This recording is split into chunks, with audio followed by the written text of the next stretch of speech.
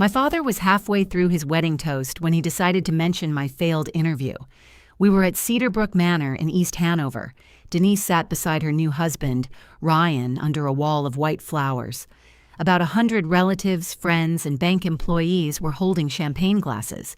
My father lifted his glass toward me. "And Chelsea," he said, smiling. "Her job hunt didn't work out, but at least she made it here without bringing a folder." People laughed because they thought it was a harmless family joke. Denise laughed harder than anyone. My mother looked down at her plate. At the table beside mine, 3 people from Pinelands Trust Bank stopped smiling. One of them glanced at his phone. Another looked directly at Denise. I had my own phone inside my clutch. On it was a recording Denise and my mother believed didn't exist. There was also an email that had arrived that morning, signed by the chief compliance officer of the bank where Denise and Ryan worked. My father kept talking. "Some people know how to enjoy life," he said. "Others always need to investigate something." That got another laugh. I waited until he finished. Then I stood and said, "Dad, may I borrow the microphone?" His smile changed. "My name is Chelsea Arnold, and I'm 32 years old. If you've ever watched your family celebrate someone who hurt you, you'll understand why I stayed calm. Please like this video and subscribe. To explain what happened at that wedding, I need to go back to May. At the time, I was a senior compliance analyst at Crestwood Regional Bank. I'd been there since 2017. Most people hear the word compliance and imagine someone checking boxes in a windowless room. Some days, that's accurate. Other days, you're the person explaining why a loan file can't move forward. You're checking whether disclosures went out on time. You're reviewing complaints that nobody else wanted to touch. You're asking why one employee keeps overriding the same control. It isn't glamorous work, but I'm good at it. I like facts that stay where you put them. My family had never been especially interested in my job. They knew I worked at a bank. They knew I wore office clothes and sometimes missed dinner because a review ran late. That was about it. Denise worked in banking too, but her job made sense to them. She was a mortgage loan originator at Pinelands Trust Bank. She met clients, closed loans, and posted pictures with smiling couples holding house-shaped signs. My mother shared every one of those pictures. When I was promoted in 2024, Mom said, "That's wonderful, honey." Then she asked whether Denise's commission would be affected by interest rates. That was normal in our house. Denise was 3 years older than me. By the time I was old enough to notice the difference, everyone else had stopped seeing it. If Denise forgot my father's birthday, she was busy. If I arrived 20 minutes late with the cake, I was inconsiderate. If Denise borrowed money, she was getting back on her feet. If I said no to helping her move on a workday, Mom asked what had happened to me. My father had a phrase he used whenever I objected. "Chelsea, you can handle it." It sounded like praise when I was younger. Eventually, I understood it meant nobody planned to help me. My grandmother, Catherine, was the only person who treated that difference like it mattered. She was my father's mother, and she'd worked at Union County Savings and Loan for 40 years. That bank was absorbed into Pinelands Trust before she retired, but Grandma still used its old name. She kept her retirement plaque on a shelf above her television. It had a brass plate, her full name, and the dates of her service. Whenever Denise teased me for liking school, Grandma would tap that plaque. "Careful people keep banks open," she'd say. "Everybody notices the person making the sale. Nobody notices the person preventing the loss." Denise would roll her eyes. Grandma never argued with her. She'd just look at me and ask whether I wanted more coffee. In 2015, Grandma helped me get a summer compliance internship at a Pinelands Trust branch. She didn't hand me a career. She called someone she'd worked with and asked them to interview me. She was very clear about that distinction. "I opened the door," she told me. "You still have to walk correctly." My internship mostly involved scanning old files and comparing checklists. I loved it. There was something satisfying about finding one missing signature in a stack of otherwise perfect documents. It wasn't about catching people. It was about understanding where a mistake could become a pattern. Denise was already working at Pinelands by then. On my second week, she came through the operations area carrying an iced coffee. She leaned over my cubicle and looked at the folders around me. "This is what you want to do?" she asked. "I think so." "All day?" "For now." She laughed and said, "I'd lose my mind." Then she introduced me to a coworker as my little sister who likes paperwork. Grandma picked me up that evening. I expected her to say Denise was rude. Instead, she asked, "Did you finish the files?" "Yes." "Were they right?" "Yes." "Then let Denise talk." That became our arrangement. Denise talked. I kept records. Grandma died in 2019. After the funeral, my father took her retirement plaque home. He put it in his office on Beacon Hill Road. I asked whether I could have it. Dad shook his head. "It belongs with her family things. I'm family. You know what I mean?" I did know. His office was where important things went. Mine was where useful people waited. I didn't argue. I visited the plaque whenever my parents asked me to fix their printer. By March of 2026, I had reached the point where my job at Crestwood felt too small. My manager relied on me, but the path above me was blocked. The director had no plans to leave, and the bank wasn't creating another senior role. Then Pinelands Trust posted an opening for Vice President of Compliance. I read the posting twice. The job was based at their headquarters in Livingston. It involved regulatory oversight, internal investigations, and supervision of several analysts. I met every listed requirement except one preference for prior executive-level reporting. I almost closed the page. Then I heard Grandma's voice in my head. I opened the door. "You still have to walk correctly." I applied that night. I didn't tell my family. That wasn't secrecy. It was experience.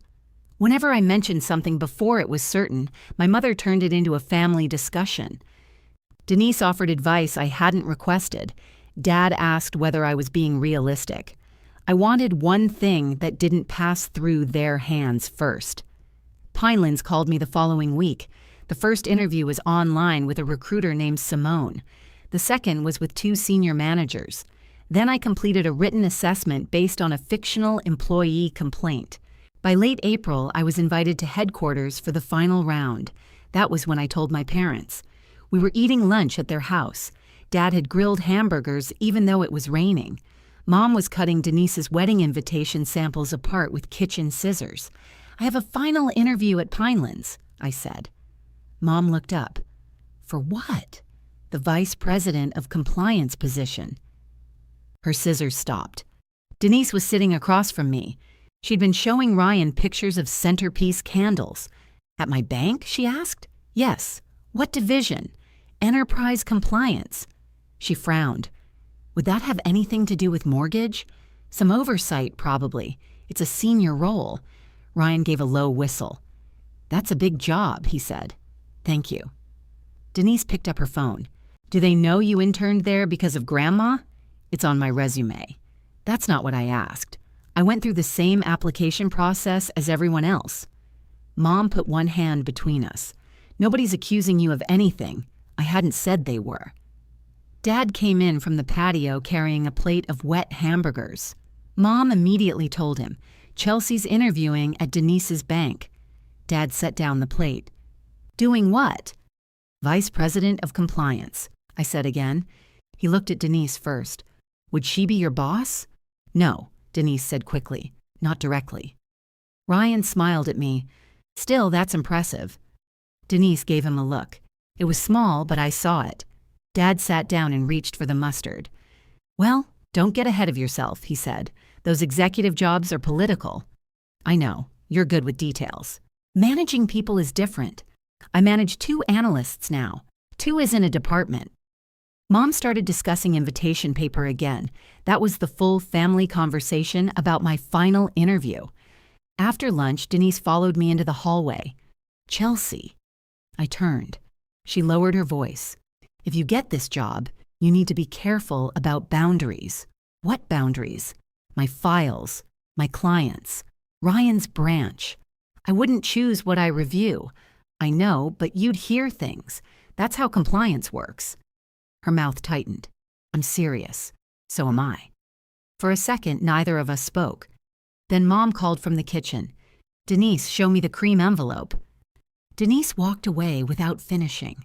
At first, I thought she was worried about office gossip. Nobody wants a sibling appearing near their workplace with an executive title.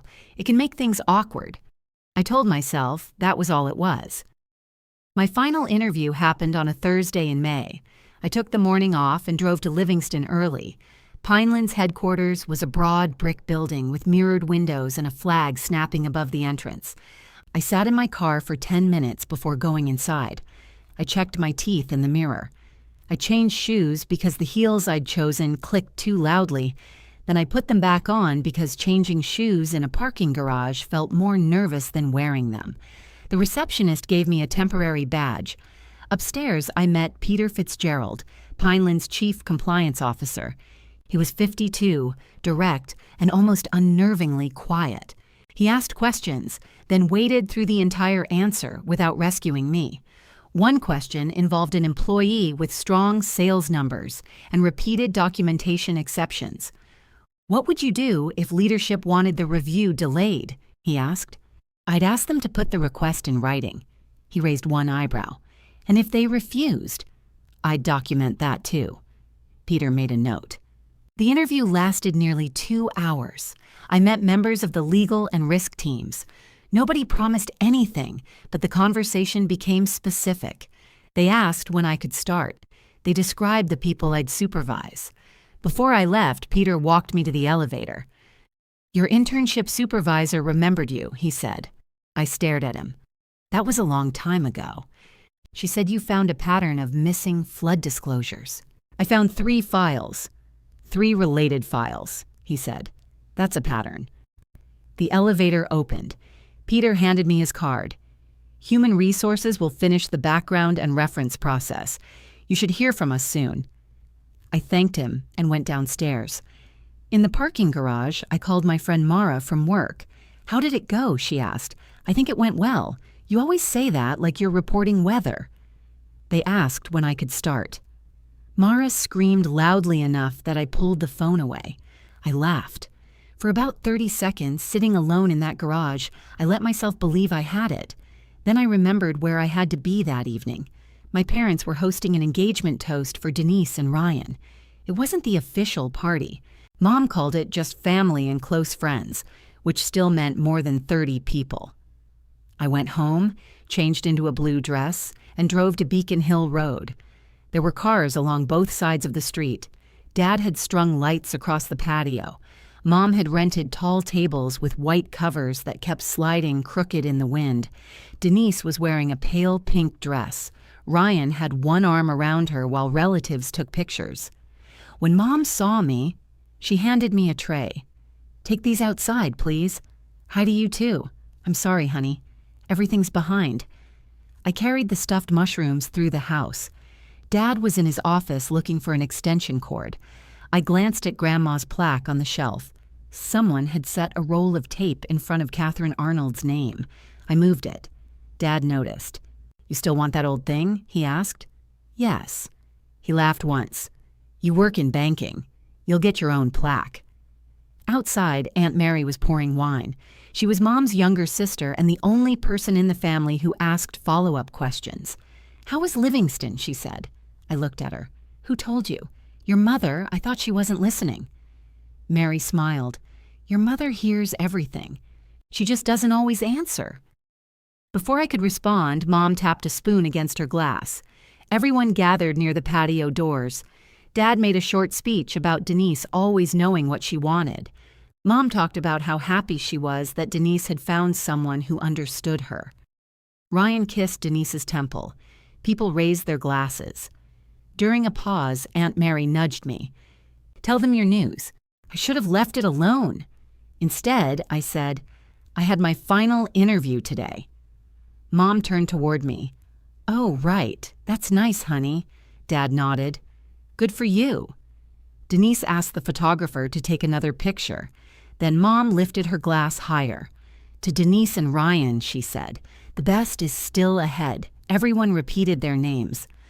I stood beside the patio door with my untouched wine while the room turned back toward my sister. A few minutes later, Denise came over. "How did the interview actually go?" she asked. "Good, I think." "Who interviewed you?" "Peter Fitzgerald and several department managers." Her face stayed still. Peter Fitzgerald, you know him. Everybody knows who he is. Ryan joined us. Chelsea's going to be running the place, he said. I don't have the job, I told him. Denise smiled, but it looked arranged. Well, don't worry. Pinelands is thorough. Mom appeared behind her. Denise, come outside with me. I need air. You've been outside all evening, Dad said. It's stuffy near the heaters. Denise picked up her phone. We'll be right back. They went through the side gate toward the driveway. I watched them leave, then helped Ryan's mother cover the food. I didn't know Denise and Mom had stepped beyond the fence. I didn't know Denise was opening a number for ClearPath Consumer Reporting. I didn't know she was connecting my mother to the call. All I knew was that they returned about 11 minutes later. Mom's cheeks were pink from the cool air. Denise put her phone inside her purse. Everything okay? I asked. Fine, Mom said. Denise reached for a fresh glass of wine, just wedding stuff. Then Dad called everyone together for another toast, and my family lifted their glasses to my sister, while something I couldn't see had already begun moving toward me. I stayed another hour because Mom kept finding things for me to carry. First it was empty wine bottles, then it was folding chairs. Then Denise needed someone to put the leftover cake in containers because she didn't want the frosting damaged. Ryan offered to help, but Denise pulled him toward the patio. You're the guest of honor, she said. I was apparently the cleanup crew. Aunt Mary stood beside me at the kitchen counter, pressing lids onto plastic containers. You look tired, she said. I had a long day. It was a big interview. From across the kitchen, Denise said, It was just an interview, Aunt Mary. Mary glanced toward her. I know what it was. Denise came over and took one of the containers. I'm only saying Chelsea doesn't know anything yet. There's no point making it bigger than it is. I wasn't, Mary said. You were about to. Mary looked at me, then back at Denise. Congratulations on your engagement.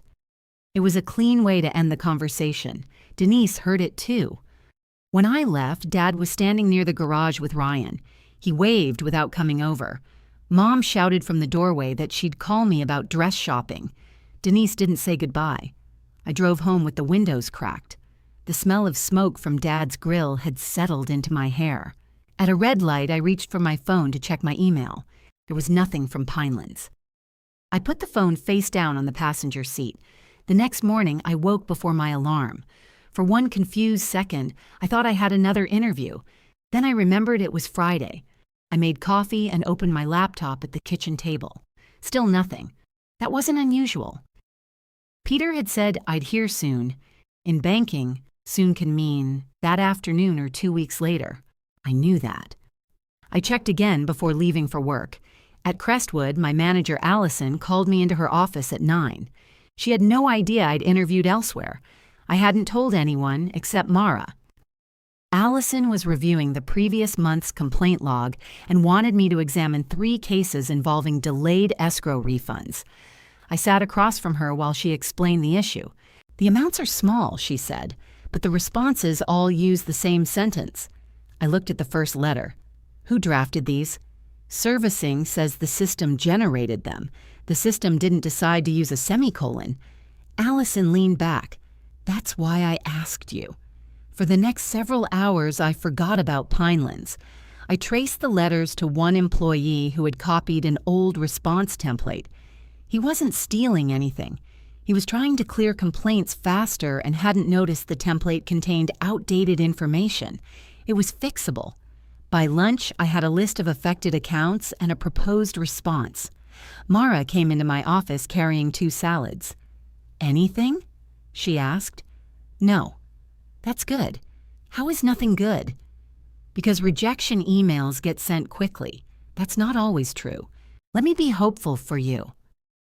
I took the salad she offered.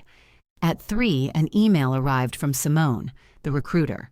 My stomach moved before I opened it. She thanked me for my time. She said the interview team had enjoyed meeting me. Then she wrote that Pinelands had decided not to move forward with my candidacy due to concerns raised during reference verification. I read the sentence twice. The first time, I saw only that I hadn't gotten the job. The second time, I saw the reason. Concerns raised during reference verification. Not another candidate, not a change in business needs, not insufficient experience. A concern. Mara was sitting in the chair across from my desk. She watched my face. What? I turned the laptop toward her. She read the email. That doesn't make sense. No. Did they call Allison? I didn't authorize them to contact my current employer.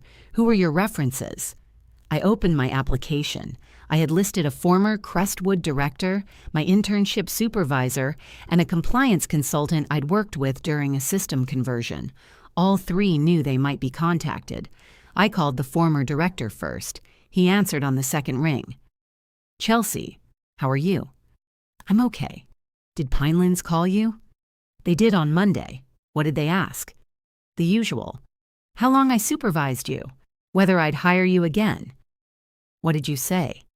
That I tried to hire you again last year. He laughed, then heard my silence. Why? They rejected me over a reference concern. It wasn't me. I didn't think it was. You want me to send you what I told them? That would help. I'll write it tonight. My internship supervisor replied by email. She confirmed she'd spoken favorably about me. The consultant called while I was driving home. I told them you were irritatingly careful, he said. That sounds like you. I also said you caught a vendor billing problem before it became expensive. Did they ask about any prior misconduct? No. Should they have? I don't know. I thanked him and ended the call. At home, I changed clothes and sat at the kitchen table with Simone's email open. I read every word again. Then I opened the background authorization I'd signed. ClearPath Consumer Reporting was named near the bottom as the outside screening company. At that point, I didn't think about my family. I thought somebody had mixed up a file. It happens. Similar names. Incorrect employment dates. An old address attached to the wrong person. Screening companies gather information from several places, and one bad entry can travel farther than it should. I emailed Simone. I kept it simple. Could you identify the reference concern so I may correct any inaccurate information? She responded on Monday morning. Pinelands is unable to disclose confidential sourcing details. Any applicable consumer reporting information will be provided separately. That answer bothered me. I wrote back. I'm not asking for the identity of an individual source. I'm asking whether the concern involved employment, education, licensing, or another category. Her next response took 4 hours. The decision was based on the totality of information received during the verification process. That was a sentence designed to close a door. I called her. She let it go to voicemail. I left my name, number, and application reference. Then I waited until the next afternoon before calling again. This time, she answered, Chelsea, I received your email. Thank you. I'm trying to understand what needs correcting. I'm afraid I can't provide anything beyond the notice. Was the concern in ClearPath's report? A pause followed. I can't characterize individual components. Was there more than one concern? I really can't discuss the internal decision. Did Pinelands speak with someone I didn't list? Another pause. I'm not able to answer that. Her tone stayed polite. I recognized the method because I used it at work. She wasn't misunderstanding my questions. She was avoiding them. Is the position still open? I asked. I believe the team is evaluating next steps. So another candidate wasn't selected? I didn't say that. You also didn't say one was. She exhaled quietly. You'll receive any required notices by mail. That was the first moment I stopped treating the rejection like a normal hiring decision. I thanked her and ended the call. Then I opened a new document. At the top, I typed the date of my final interview. Beneath it, I entered the time of Simone's rejection email and copied her exact wording. I added the dates I'd spoken with my references. I saved their written confirmations in the same folder. I named the folder Pinelands Hiring. It wasn't a revenge plan. I wanted a clean record. That evening, Mom called while I was making pasta. Did you hear anything about the job? I didn't get it. She was silent for half a second. Oh, Chelsea. I'm sorry. Thank you. Well, maybe it's for the best. I turned off the burner. Why? You already have a good job. That doesn't make this for the best. I only mean you're secure. Denise said those executive positions can be very stressful. Denise and I have different jobs. Of course you do. I could hear dishes clinking behind her. Are you at Denise's? I asked. She and Ryan stopped by. Did you tell her? You told us about the interview. I assumed it wasn't private. It wasn't. Mom lowered her voice. Please don't be sensitive if she doesn't react correctly. She has so much happening. I'm not asking her to react. She's planning a wedding. I know. And she was worried this might create tension at work. I rested one hand on the counter. What kind of tension? You know Denise. She worries. That isn't an answer. Mom sighed. Chelsea, you didn't get the position. There's no reason to pick apart every conversation now. I said nothing. In the background, Denise asked, Is that her? Mom covered the phone, but not completely. She's upset, I heard her say. I wasn't upset until I heard that. I had been standing in my own kitchen asking a direct question. Somehow, by the time it crossed the room, I had become emotional and Denise had become the person being protected. Mom came back on the line. Why don't you come for lunch on Sunday? I'll let you know. Denise will be there. I assumed. She wants everything to be normal. I looked at the folder open on my laptop. Everything was normal before. Mom didn't answer. I told her my pasta was burning and ended the call. It wasn't burning. I ate at the counter and entered the conversation into my notes. I didn't write what I felt. I wrote what she said. That was when I decided to pay attention. The letter from Pinelands arrived in early June. It came in a plain white envelope with the bank's return address. I opened it while standing near the mailboxes in my apartment building. The first page was an adverse action notice. Peter Fitzgerald's name appeared at the bottom. It said Pinelands had taken employment action based in whole or in part on information provided by ClearPath Consumer Reporting. ClearPath hadn't made the hiring decision. The notice was careful about that. It also listed my right to request the information in my consumer file and dispute anything inaccurate. I read it again in the elevator, based in whole or in part. That was more specific than anything Simone had said. Inside my apartment, I spread the pages across the table. There was an address for ClearPath in Newark, a phone number, and instructions for requesting a complete disclosure. I called first. A recorded voice gave me 4 menu choices. I selected employment screening, then consumer disclosure. A woman named Hannah answered. I explained that I'd received an adverse action notice. I'd like the complete file used in the decision, I said. I can help you begin that request. Will it include all information ClearPath provided to Pinelands? It will include the consumer information eligible for disclosure. What does that mean? It depends on the file. Does it include reference verification? If reference information is maintained as part of the consumer report, it may appear. Can I request the complete source history? You can request your full consumer file. She had a pleasant voice. Every answer sounded practiced. Hannah verified my address and date of birth. She asked for a copy of my identification and the Pinelands notice. Can I upload those? I asked. Yes. I'll email a secure link. How long does disclosure take? She gave me the statutory time frame and said, processing could be faster if my identification was accepted immediately. I wrote down her name and the exact time of the call. Before we ended, I asked, Is there a fee? No. Will Pinelands know I requested it? Not through this request. That mattered, though I wasn't sure why yet. The secure link arrived 6 minutes later. I uploaded my driver's license, the adverse action notice, and a utility bill showing my current address. There was a box asking what I wanted disclosed.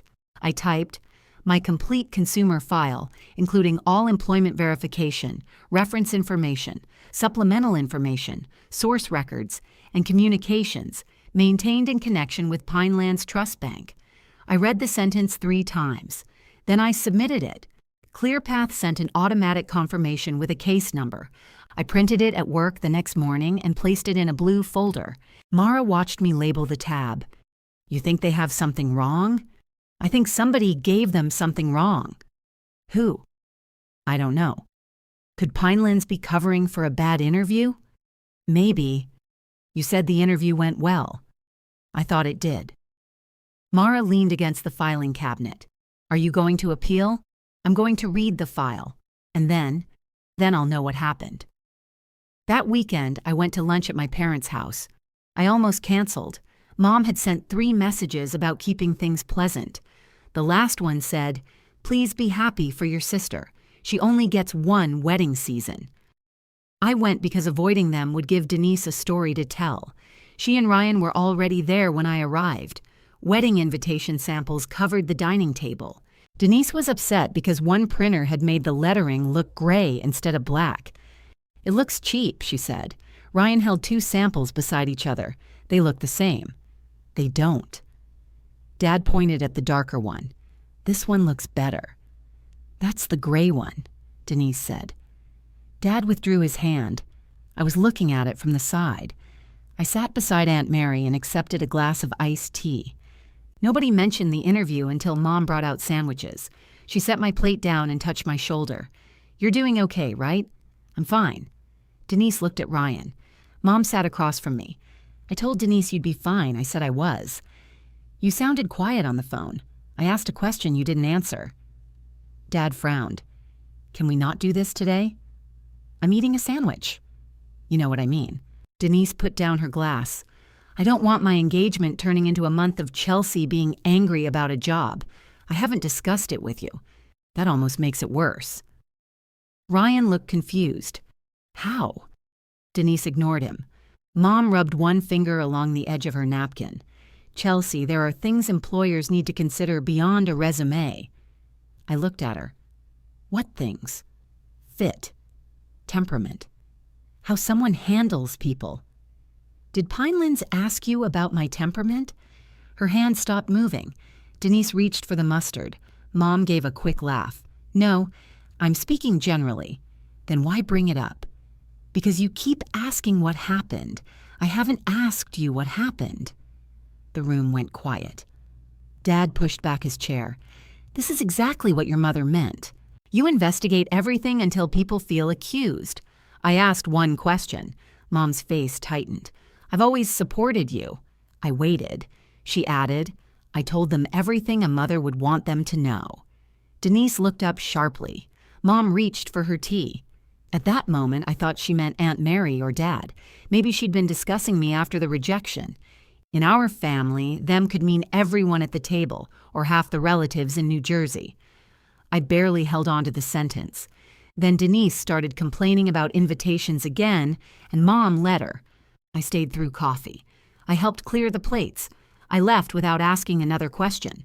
When I got home, an email from ClearPath was waiting. My identity had been verified. My disclosure request was active.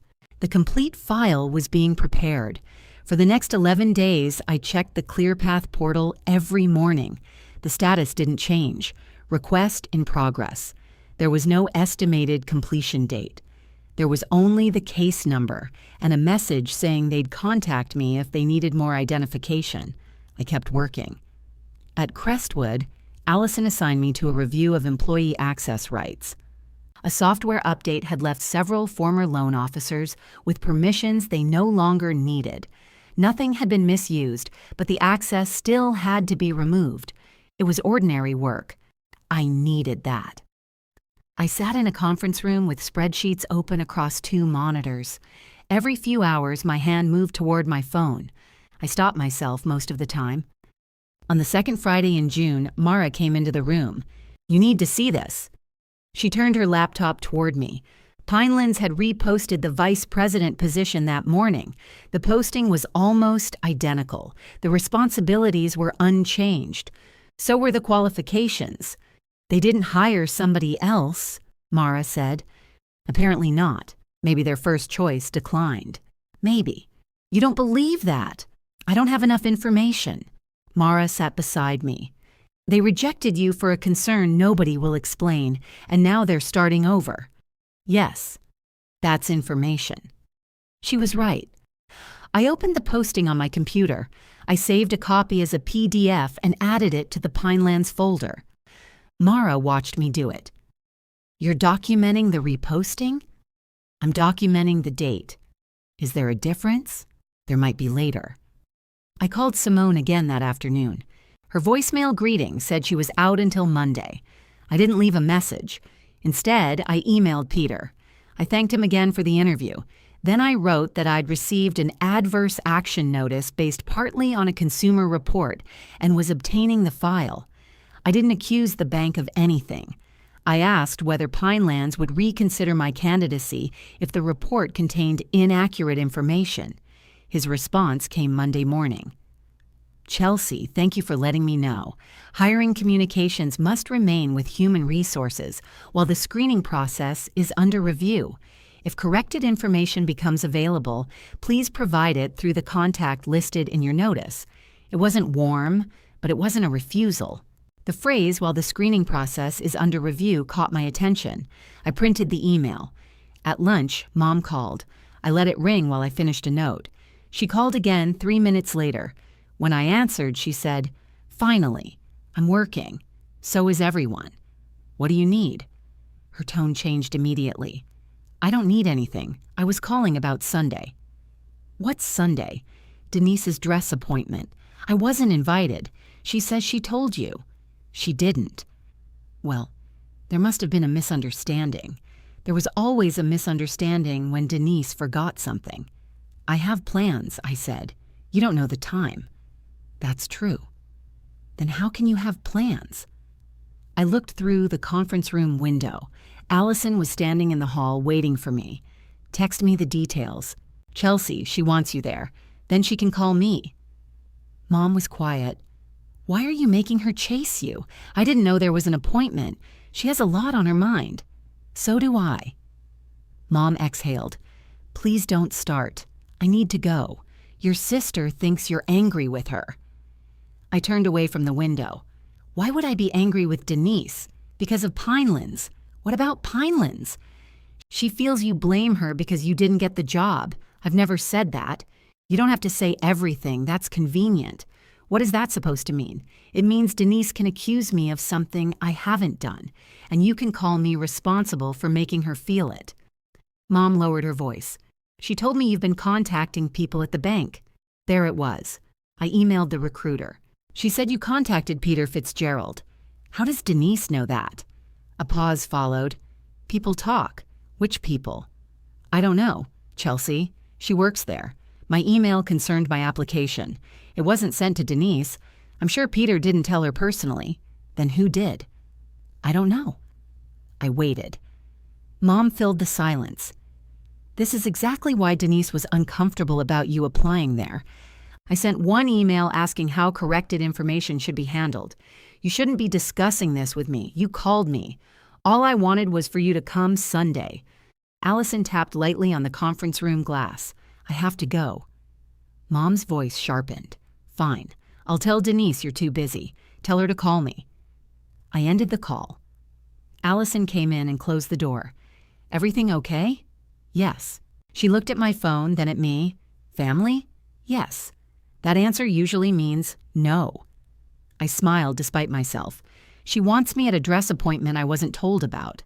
Allison nodded. "That does sound like family." We returned to the access review. Still, Mom's sentence stayed with me. She told me, "You've been contacting people at the bank." Only 3 people knew I had emailed Peter. Peter knew. I knew. Anyone with access to his email might know. It was possible the message had been forwarded to Human Resources. It was possible someone there mentioned it near Denise. Pinelands wasn't a tiny bank, but office news traveled. It was also possible Mom had guessed and phrased it badly. That explanation would have been easier. I didn't accept it automatically anymore. Denise called me that night. I was putting groceries away when her name appeared on my phone. "Mom says you won't come Sunday." I told her to text me the time. "It's at 11. "Where?" "A bridal shop in Montclair." "I can come." She hesitated, as though my answer had disappointed her. "Okay." "Did you tell Mom I've been contacting people at Pinelands?" I said you emailed Peter. "How did you know?"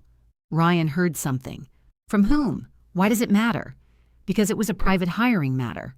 "Oh, come on." I'm asking a simple question, and I'm telling you banks are full of people. You applied at the place where both of us work. You can't expect secrecy. Ryan works at a branch. He knows people downtown. Who told him? Denise closed a cabinet or drawer on her end. I don't know. He just heard. What exactly did he hear? That you weren't taking no for an answer. I stopped moving. That's what he heard? Something like that. From somebody at the bank, I assume. I put the carton of eggs on the counter. Did he hear why I was rejected? No, did you? No. She answered too quickly. Then she added, and I don't want to. Why not? Because it's not my business. That hasn't stopped you discussing my email. You're twisting this. I'm repeating what you said. Denise made a tired sound. This is what I mean, Chelsea. Every conversation becomes an examination.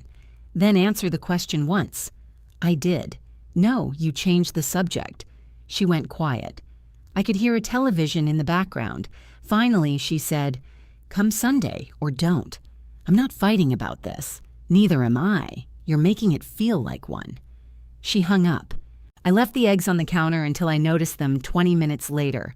The dress appointment took place in a narrow shop with soft lighting and too many mirrors. Mom, Aunt Mary, and I sat on a curved couch while Denise tried on 3 gowns. Ryan's mother joined us a few minutes late.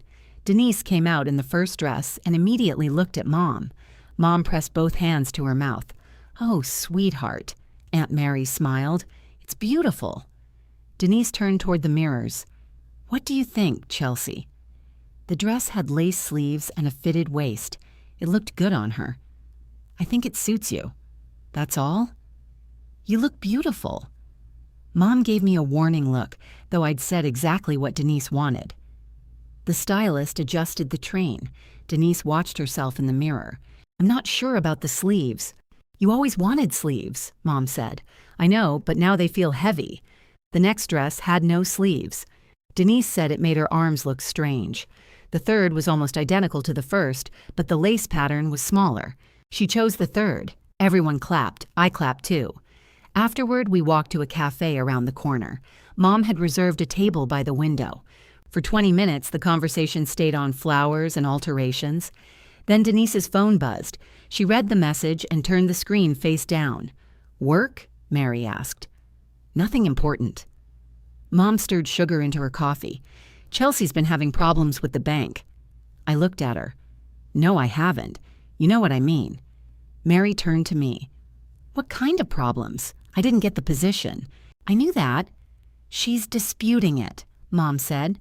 I requested the background information used in the decision. Denise shifted in her chair. That sounds like disputing it. It's a legal right listed in the notice they sent me. Ryan's mother looked uncomfortable. She picked up the dessert menu. Mom lowered her voice. Can't we have one afternoon without discussing this? You brought it up. I was explaining why you seemed distracted. I'm not distracted. Denise laughed. It was quiet but deliberate. What? I asked. Nothing. Say it. She looked at me across the table. You've been checking your phone all day. So have you. I'm planning a wedding. I'm waiting for a document. Mom touched Denise's wrist. Don't. That word was for Denise. The look was for me. Aunt Mary leaned back. What document? My consumer file from ClearPath. What's in it? I don't know yet. Denise picked up her coffee. Probably nothing. The answer came before I finished speaking. I looked at her. How would you know? I don't. I'm saying companies send these notices automatically. That's true. So maybe stop assuming there's a conspiracy I didn't say there was. Not in those words. Ryan's mother excused herself to use the restroom. Mom watched her leave. Now she thinks there's family drama. There is family drama, Mary said. Mom glared at her. Mary added, pretending otherwise doesn't make the coffee better. Denise pushed her cup aside. I knew applying at Pinelands would create this. What did my application create? I asked.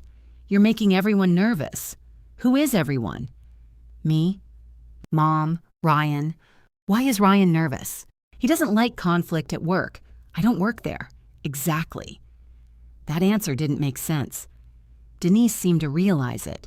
She reached for her purse. "I'm going to find the restroom." She walked away. Mom waited until she was out of earshot. "Please leave this alone until after the wedding."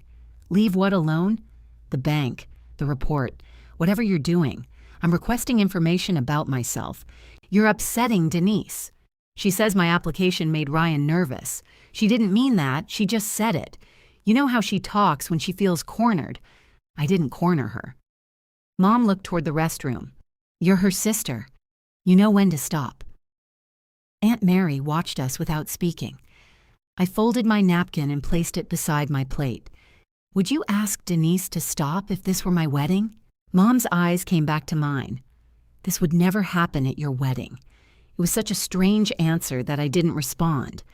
Denise returned before Mom could explain it. We paid the bill and walked back toward the parking garage. Denise and Mom stayed several steps ahead. Their heads were close together. Aunt Mary walked beside me.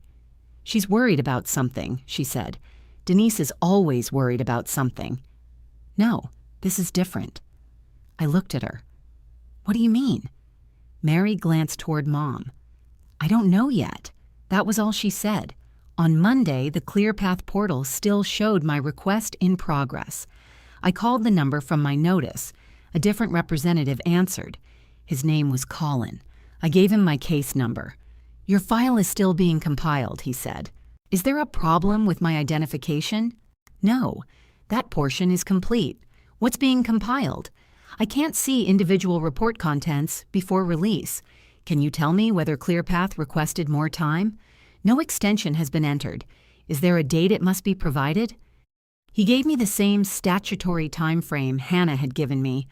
I counted the remaining days on my desk calendar. "What happens if I don't receive it by then? You can contact us again. Can you confirm the delivery method?" "Physical mail." I selected electronic delivery. He placed me on hold. When he returned, his voice had become more careful. "The file includes material that will be provided by physical mail." "What kind of material?" "I can't view that." "Why can't it be sent electronically? I don't have that information." "Has it already been mailed?" "Not yet." I wrote down every answer. Before ending the call, I asked him to confirm that my request covered the complete consumer file. "Yes," he said. "The notation is for full disclosure." That was the new complication. Whatever ClearPath had used wasn't sitting inside an ordinary downloadable report. Part of it required separate handling, and nobody would tell me why. The family pressure was no longer the only problem. Something had entered a professional file under my name. Pinelands had relied on it. Pinelands still had the job open. Denise knew about an email she shouldn't have known about, and she wanted me to stop asking questions before I had even received an answer. I didn't call Mom. I didn't call Denise. I updated my notes and waited. The envelope arrived in July. It was thick, white, and sealed with a strip that read, "Confidential Consumer Disclosure." I carried it upstairs without opening it. Inside my apartment, I cleared the kitchen table, set my phone beside me, and reached for the scissors. The blades caught on the reinforced edge, so I tore the rest open by hand. A stack of paper slid onto the table. The cover page listed my name, current address, former addresses, and the Pinelands application number. Beneath that was a disclosure summary and several sections separated by gray divider pages. I started with personal information. My social security number was correct. My date of birth was correct. Every address belonged to me.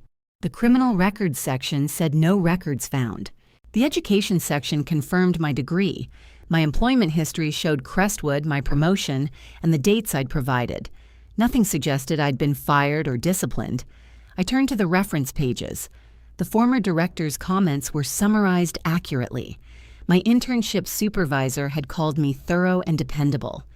The consultant had, in fact, described me as irritatingly careful, though ClearPath removed the irritatingly part. I read each page twice.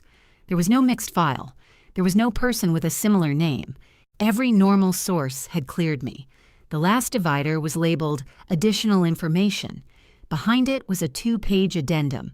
The first line identified the source category as family/character reference. The name field said anonymous. I stopped there. My application hadn't requested a family reference. I hadn't listed one. The addendum said ClearPath received an unsolicited telephone contact regarding my fitness for a senior banking role. The caller claimed to be a close family member with direct knowledge of my work history. According to the typed summary, I had been quietly pushed out of a prior compliance position after falsifying audit records. Management had supposedly allowed me to resign to avoid public embarrassment. None of that had happened. I was still employed by Crestwood. Before Crestwood, my only compliance position had been the summer internship Grandma arranged. I read the allegation again, falsifying audit records. That wasn't vague criticism. It wasn't someone saying I was difficult, cold, or overly ambitious. It described professional misconduct. The caller said I shouldn't be trusted with authority over other employees. The caller also warned that I was good at presenting myself as careful because I used documentation to control people. That sentence sounded familiar in a way I couldn't place. I continued down the page. The call had been received on the same Thursday as my final interview. The timestamp was 8:14 that evening. I looked at the kitchen clock even though the current time didn't matter. At 8:14 that night, I had been at my parents' house. Dad had already made the first toast. Mom and Denise had gone outside because Mom said she needed air. They'd returned about 11 minutes later. The addendum included an intake notation. Caller requested anonymity due to potential family conflict. Callback number logged under standard intake procedure. Mobile number ending in 4419. I placed both hands flat on the table. For several minutes, I didn't turn the page. I had spent weeks thinking ClearPath might have confused me with someone else. The file showed the opposite.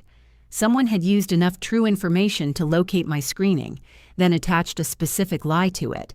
The source hadn't been an old manager. The source had identified themselves as family. The call had happened while my family toasted Denise. If you would have kept reading too, leave the word records in the comments. I picked up my phone and called Mara. She answered while chewing. What happened? How do you know something happened? You don't call me at 7 on a Wednesday. I got the file. She stopped chewing. And everything is clean except an addendum. What kind of addendum? An anonymous family reference called the Screening Company. Mara was silent. I read her the allegation. When I finished, she said, "That's insane." Yes. Who would say that? I don't know. You have an idea. I have timing. I told her when the call occurred. She knew about the engagement toast. She also knew my family well enough to understand why the timing mattered. Who left the party? She asked. My mother and Denise. Together? Yes. Chelsea. I know. Does the number match either of them? Only the last 4 digits are listed. Do you recognize them? I'm not trusting recognition. I reached for my notebook. I need to verify it. Can ClearPath tell you who called? The source is listed as anonymous. Anonymous to the bank or anonymous to you? I don't know yet. Mara lowered her voice. Are you alone? Yes. That was a stupid question. I just don't like this. I'm fine. No, you're organized. That's different. I looked at the pages. I need to call my internship supervisor. Tonight? Tomorrow morning. Why? Because the accusation says a prior compliance position. The internship is the only thing that could mean. You think somebody twisted that? I think somebody wanted the lie to fit my resume. That was the part I couldn't ignore. A stranger could invent misconduct. A family member could connect it to the one old position Grandma had helped me get. After ending the call, I photographed every page. Then I scanned the addendum with the document app on my phone. I saved the original file in my desk drawer. The partial number stayed on the table, 4419. It looked familiar, but most people don't memorize every relative's phone number anymore. I knew Mom's number ended in 06 because Dad once used it as a garage code. I knew Dad's ended in 30 because his birthday was on the 30th. I couldn't remember Denise's. I opened my contacts. Her entry showed the full number. It ended in 4419. I stared at it. Then I closed the contact and opened it again. The digits didn't change. That still wasn't proof she made the call. Someone could enter a callback number that wasn't theirs. A number could be mistyped.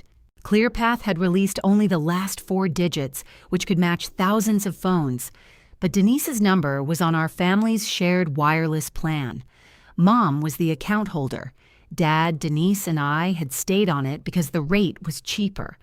Ryan had his own service through work. The file had moved the problem from an unknown reference to someone claiming family knowledge. The number moved it one step closer. I wrote, "Possible match only, not confirmed." Then I put the note in the blue folder. The next morning, I called my internship supervisor before work. Her name was Susan. She'd been patient with me during that summer, even when I asked whether I could reorganize a tracking sheet nobody else cared about. "Did ClearPath contact you about any misconduct?" I asked. "No." "Did they ask whether I completed the internship?" "Yes." I said, "You completed it in good standing."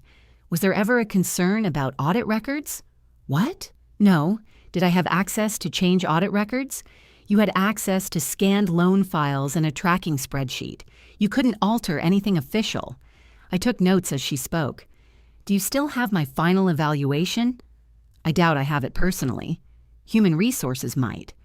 "Would you be willing to request it?" "Chelsea, what is this about?"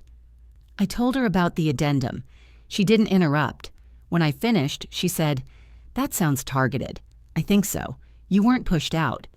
Your internship ended because you returned to college." "I know. I offered to recommend you for a permanent position after graduation." "I remember." There was a pause. "Did the caller mention Catherine?" she asked.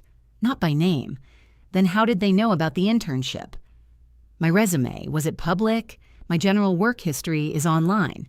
The internship isn't. That left both of us quiet." Susan promised to request the evaluation. By 10, she emailed me a scanned copy. The evaluation rated me above expectations in documentation, accuracy, and judgment. At the bottom, Susan had written that I would be eligible for future employment after graduation. I added it to the folder. Then I called ClearPath. A representative named Felicia pulled up my case. "I need to dispute information in the additional information addendum," I said. "Which item?" "The entire allegation." "It's false." "I can note your intent to dispute. I also need the complete source record." "You received your consumer disclosure." "I received a summary and a partial callback number. That is the information available for standard disclosure. The caller claimed direct knowledge of my employment. What steps did ClearPath take to verify that?" "I can't discuss internal procedures. Was the tip verified with an employer? I don't have access to investigative notes. Is there a longer source record?" "I can't confirm that." I looked at her words as I wrote them. "What happens when I file the dispute?" "The disputed information will be reviewed. ClearPath may contact the information provider or other relevant sources. The information provider is anonymous. That's how the source is categorized in your file." "How will you contact an anonymous source?" "I can't speak to the review process before a dispute is filed. Will Pinelands be told the information is disputed? If your dispute results in a correction, an updated report may be furnished according to applicable procedures." It was difficult to stay patient with sentences that contained no answer. "I want the method for filing a formal dispute." Felicia gave me an email address and mailing address. She said supporting documents could be included. I asked whether there was any deadline. "You should dispute inaccurate information promptly. That isn't a deadline. There may be retention limits associated with certain source materials." I stopped writing. "What source materials?" "I'm speaking generally." "What are the retention limits?" "I don't have that information. Who does?" "You may include a request for preservation in your dispute." That was the first useful thing she said. I wrote the word preservation in capital letters. "Can you send me the dispute form?" "Yes." The form arrived before we ended the call. It had a small box for describing inaccurate information and another for requested corrections. There was no section about source materials. I didn't submit it immediately. I knew enough from my own work to understand that wording mattered. If I disputed only the employment claim, ClearPath might verify that I hadn't been fired and close the case. That would correct the report. It might not tell me who placed the call. At lunch, I sat in my car and searched for consumer reporting attorneys in New Jersey. I wrote down 3 names. Erica Valdez's office appeared in 2 results involving employment screening disputes. I didn't call yet. First, I wanted the phone record. I logged into the Meadowlands mobile account from my phone. My credentials still worked, but the main page showed only my line and current usage. To view the full family bill, the website required account manager access. Mom had made me an authorized user years earlier because I handled a billing problem for her. I didn't know whether that permission still existed. I selected View Account Documents. A security message appeared. Authorized access requires verification. The site offered to send a code to the account holder or verify through customer service. I closed the page. I wasn't going to send Mom an unexpected code. That afternoon, Denise sent a message to the family group chat. She wanted everyone to confirm attendance at the bridal shower in August. Mom replied with 6 heart symbols. Dad asked whether men were expected to go. I didn't answer. Denise sent me a separate message. Are you coming? Yes. Mom says you're still upset. I haven't spoken to Mom. That's why she thinks you're upset. I'm working. 3 dots appeared, disappeared, then returned. Can we please not have weird energy at the shower? What would weird energy look like? You know what I mean? I don't. She didn't respond. That evening, I reopened the ClearPath file. I read the caller's wording more slowly. The summary said I had a history of using procedural details to undermine coworkers while protecting my own reputation. Denise had said something similar during our phone call. Every conversation becomes an examination. Dad had said it at lunch, too. You investigate everything until people feel accused. Those weren't identical statements. Families repeat the same complaints. One person says you're difficult, then everyone remembers you that way. Still, the addendum sounded less like an employer describing misconduct and more like my family describing my personality. I pulled out my notes from lunch. Mom's sentence was there. I told them everything a mother would want them to know. When she said it, Denise had looked up sharply. I read the line several times. Then I opened the shared photo album from the engagement toast. There were more than 100 pictures. Most had been uploaded by Ryan or Dad. I sorted them by time. At 8:12, Dad had taken a picture of Ryan's parents near the patio heater. Mom and Denise weren't visible. At 8:25, Aunt Mary had taken a picture of Denise pouring wine. Mom stood behind her. The ClearPath call fell between those images. I checked my own photos. At 8:07, I had photographed Grandma's plaque in Dad's office. At 8:28, I had taken a picture of leftover cake because Mom wanted to know which container held the chocolate layer. Nothing proved where Denise and Mom had been. It only confirmed the call happened while they were gone. I printed the relevant photo details anyway. The next day, I called Meadowlands Mobile from my office with the door closed. The representative verified my name, billing address, and account security question. You're still listed as an authorized manager, she said. I need itemized activity for 1 line on a date in May. Calls or data? Calls. Which line? I looked at Denise's number on the ClearPath addendum, then at the full number in my contacts. The line ending in 4419. That line is active. Can you provide the itemized bill? You can download it through the account portal after manager verification. Will the account holder be notified? Not for viewing an existing statement. I thanked her. A minute later, the full billing menu appeared on my screen. I selected May. The PDF took several seconds to load. It contained 38 pages. Each line had a date, time, call direction, and duration. I entered the number ending in 4419 into the search box. The document jumped to Denise's activity. Then I scrolled down to the night of the engagement toast. At 8:13, Denise's phone placed an outgoing call to a Newark number. The call lasted 8 minutes and 36 seconds. I copied the number into a search engine. ClearPath Consumer Reporting appeared as the first result. The number wasn't the customer service line I'd been calling. It was listed on ClearPath's website under employment screening information. I checked the digits 3 times. Then I checked the date. It was the night of the engagement toast. I downloaded the complete bill. I saved the original PDF and printed the page showing Denise's line. The call began 1 minute before ClearPath's intake timestamp. The difference made sense. A caller could spend a minute choosing options or waiting for someone to answer. It ended at 8:22. Mom and Denise were back near the patio by 8:25. I didn't need to guess whether Denise's number had been entered by mistake anymore. Her phone had called ClearPath at the right time, on the right date, while she and Mom were away from everyone else. I still didn't know what Mom had done. The bill showed only one outgoing call from Denise's line. Mom could have stood beside her. She could have known nothing until later. She could have left for air and watched Denise make a private call. Her sentence at lunch made the last option difficult to believe. I put the billing page behind the ClearPath addendum. Then I called Aunt Mary. She answered from her car. "Is everything okay? Can I ask you something privately?" "You can ask. I'd rather not do it on the phone." She was quiet for a moment. "I'm meeting a friend in Summit at 4. I could see you afterward." We agreed on a diner near Route 22. I arrived early and took a booth near the back. Mary came in wearing sunglasses on top of her head and carrying the same brown purse she'd had for years. She sat across from me.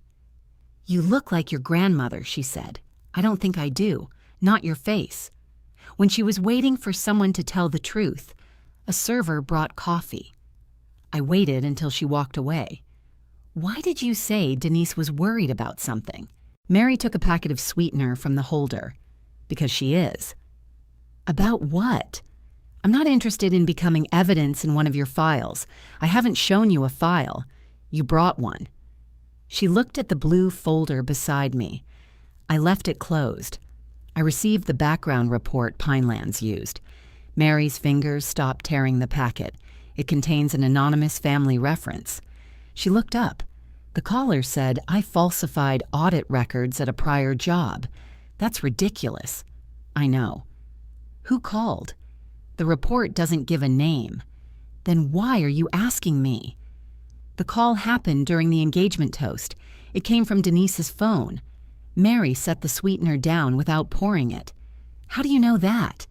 The phone bill. You can see Denise's phone bill? We're on the same family account. I'm an authorized manager. Mary leaned back.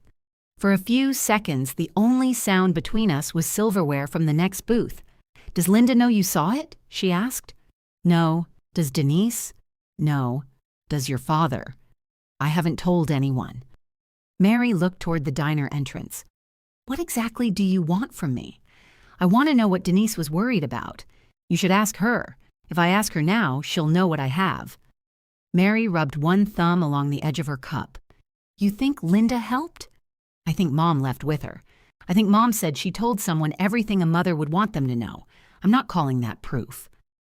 Mary looked at me for a long time. Then she asked, "What happens if the report is false?" "I can dispute it." "And to Denise?" "I don't know. That isn't like you. It's the truth." Mary turned her coffee cup slowly. "I don't want the wedding destroyed. I didn't create this. I know, then don't ask me to protect it before I know what happened." She looked down. In a quieter voice, she said, "Denise has been having trouble with file reviews." "What kind of trouble?" "Mortgage files. Quality checks." "I don't know the proper names." "When did she tell you?" "In April." "We were at your mother's house choosing shower favors. That was several weeks after I told the family about the Pinelands interview." "What did she say?" "She said some internal review was looking at older loans.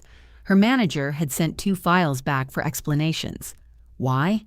"One had missing notes. Another had an exception that wasn't explained properly." "An exception to what? I don't know."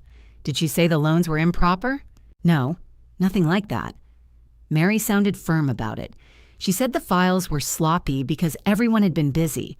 She was afraid management would use it against her. That sounded more believable than some large, hidden crime.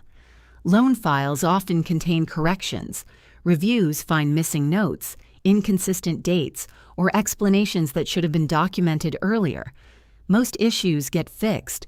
Repeated problems can affect performance, bonuses, or licensing oversight. What did that have to do with me? I asked. Mary gave me a tired look. You know what it had to do with you. I want to hear what she said. Mary waited until the server refilled our cups. After the server left, she spoke quietly. She said if you got that position, you could end up overseeing the review. Enterprise compliance wouldn't normally review individual files.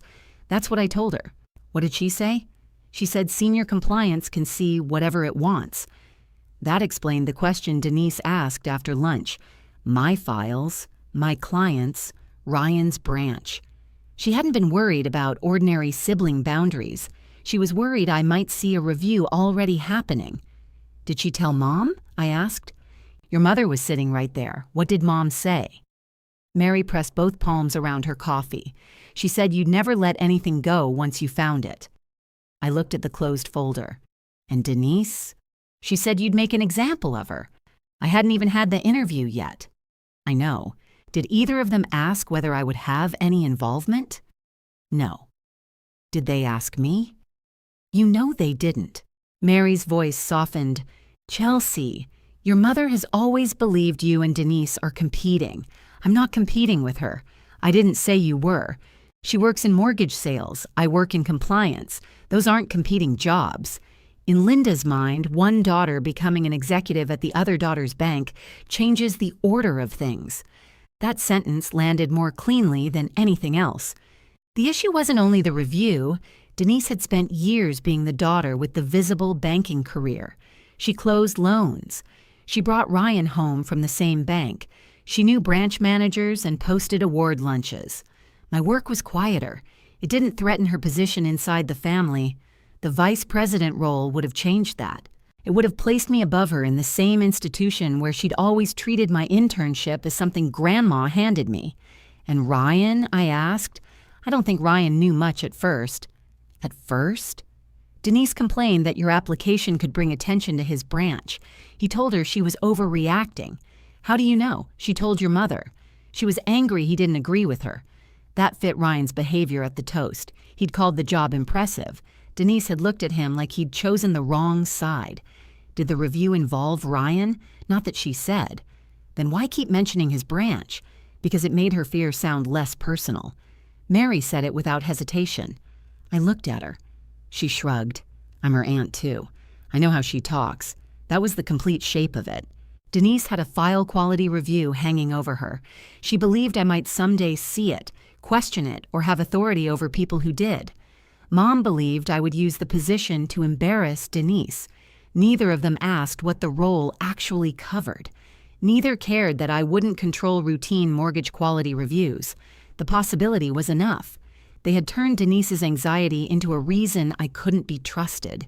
Did Dad know about the file review? I asked. Probably. Linda tells him everything eventually. Did he know before the engagement toast? I don't know. Did Mom ever mention calling anyone? No. Did Denise? No. Mary looked toward the folder again. Can I see it?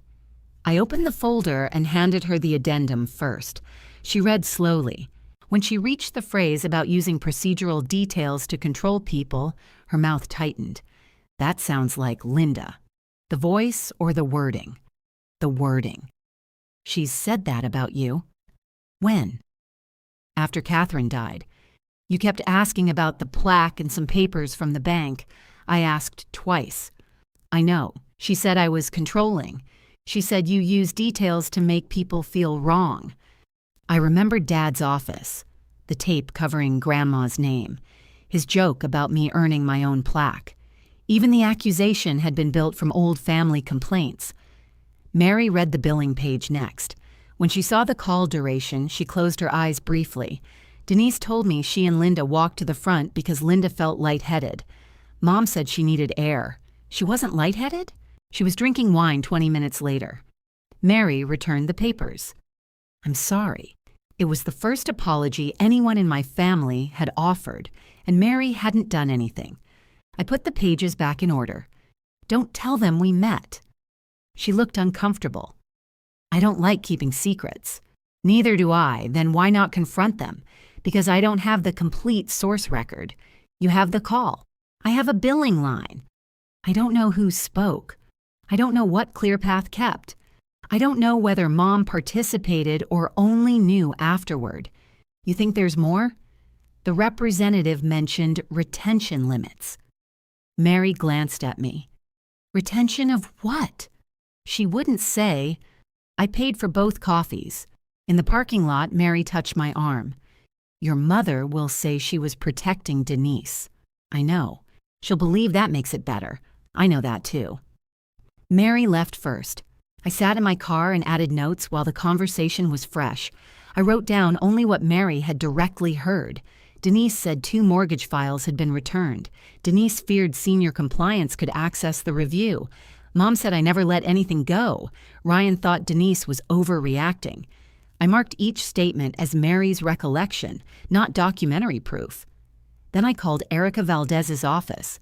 A receptionist answered.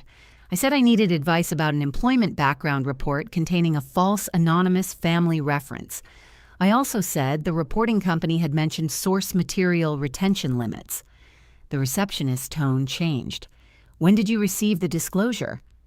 Yesterday. When was the report prepared? In May. Do you have the adverse action notice? Yes. Do you have evidence the source information is false? Yes. She placed me on hold. When she returned, she said Erica could speak with me the following afternoon. Bring the complete disclosure, she said. Bring every communication with the employer and the reporting company. Don't submit a dispute before she reviews it.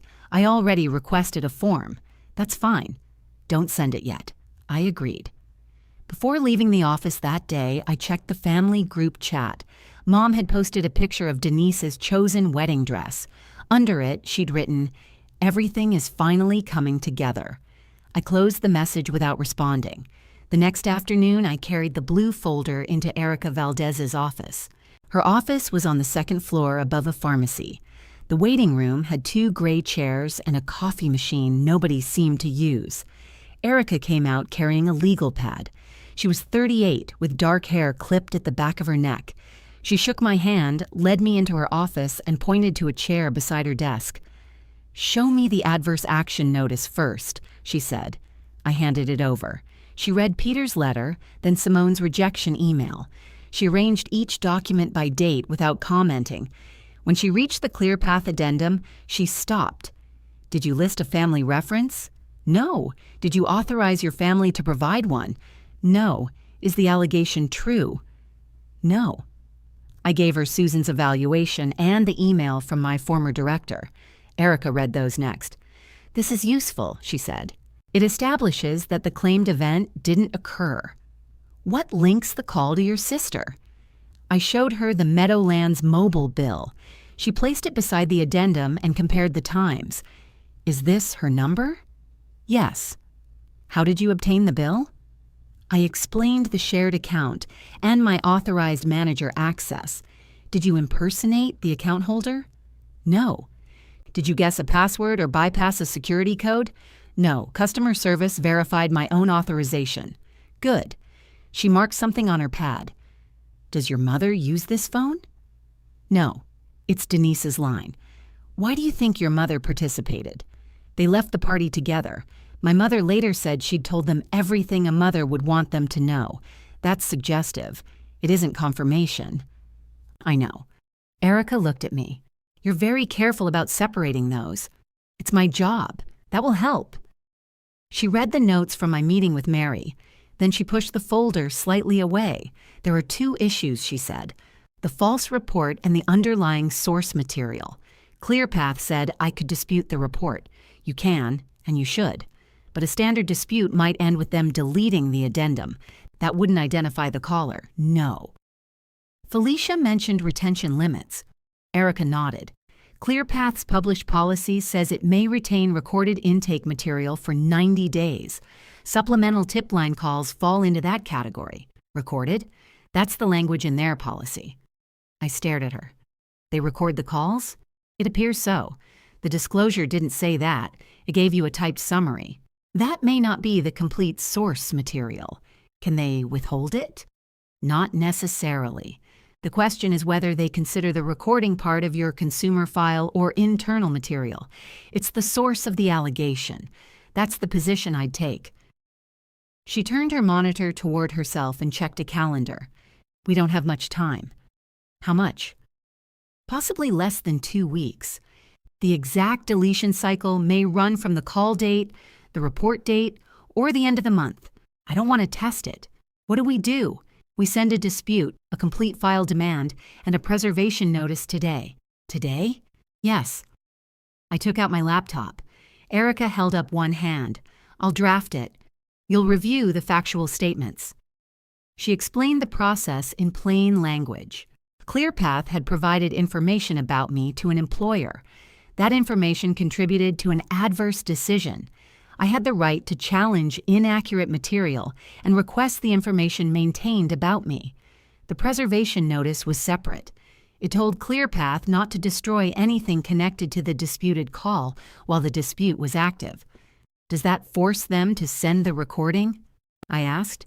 No, it prevents them from saying it disappeared on schedule while we argue about access. That was enough for the moment. Erica typed while I watched. The letter identified the false allegation. It included the clean employment records, Susan's evaluation, and the phone bill. It asked ClearPath to preserve the original audio, intake metadata, callback information, agent notes, and any communications sent to Pinelands. She read the last paragraph aloud. Please provide the complete source material underlying the disputed family/character reference, including any retained audio or electronic record. I nodded. Send it. We need your signature. I signed electronically. Erica sent the packet by email and through ClearPath's dispute portal. Her assistant prepared a certified copy for the Newark office. Then Erica called ClearPath's legal response number. She put the phone on speaker. A man answered and asked for my case number. Erica gave it to him. This consumer disputes the entire additional information addendum, she said.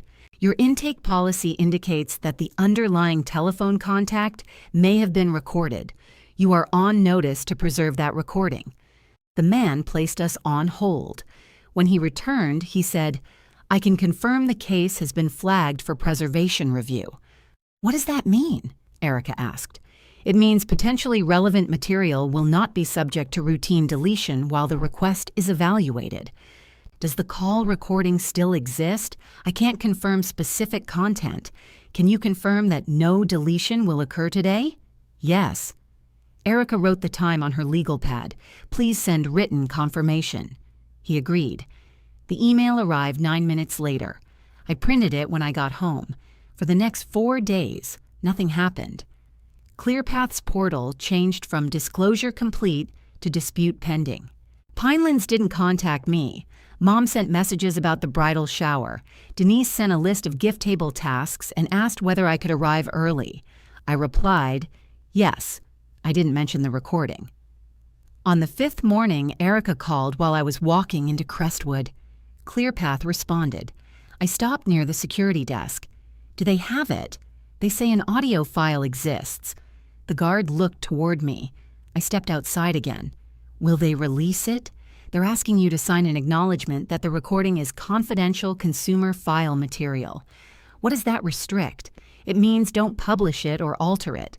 It doesn't prevent you from using it in a dispute or giving it to the bank. I'll sign. Read it first.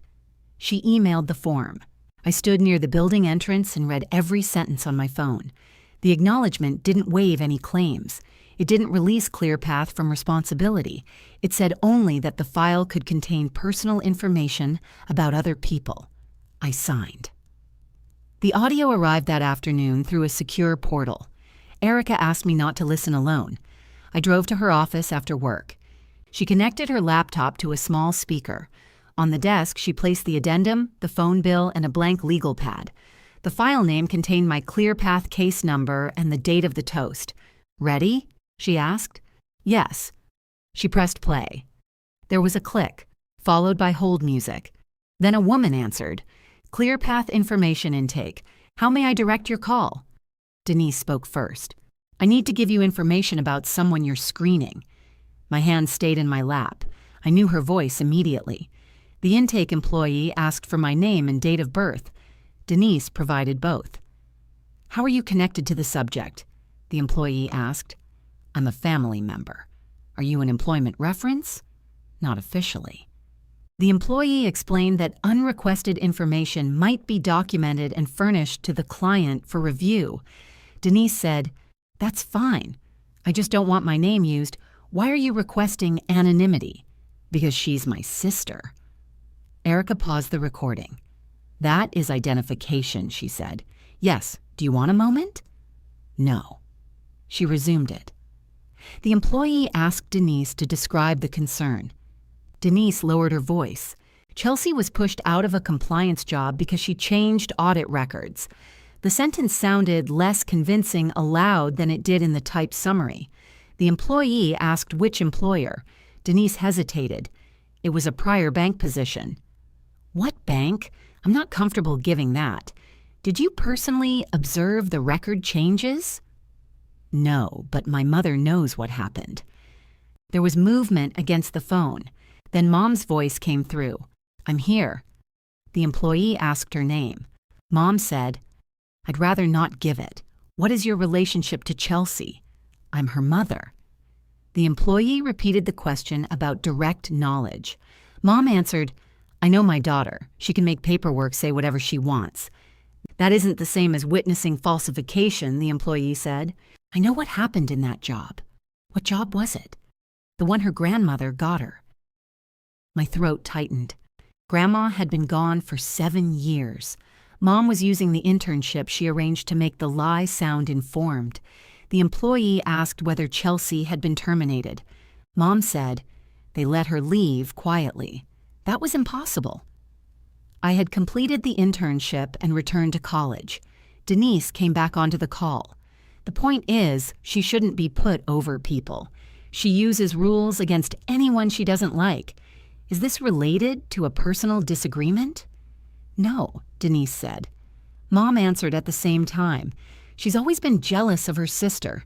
They went quiet after that. The employee asked which statement should be recorded. Denise said, "The audit records. That's the important part." The call continued for another 2 minutes. Denise confirmed the callback number but refused her name. Mom repeated that she was warning the bank as a parent. Near the end, Denise asked, "They won't tell Chelsea we called, right?"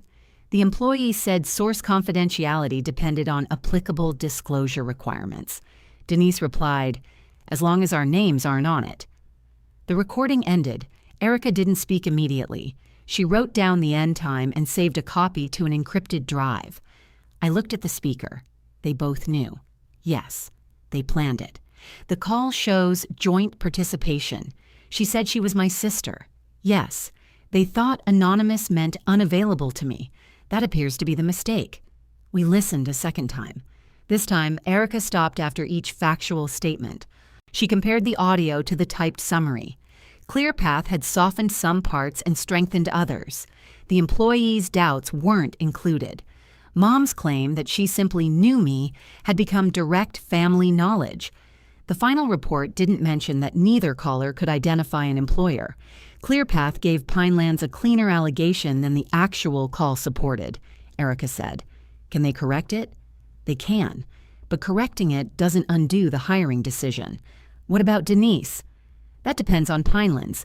She used false information to interfere with their screening. She also identified herself as a family member while calling from a number assigned to one of their licensed mortgage employees. Erica explained that Denise's NMLS license didn't mean every private mistake became a federal case. It did mean Pinelands had conduct obligations.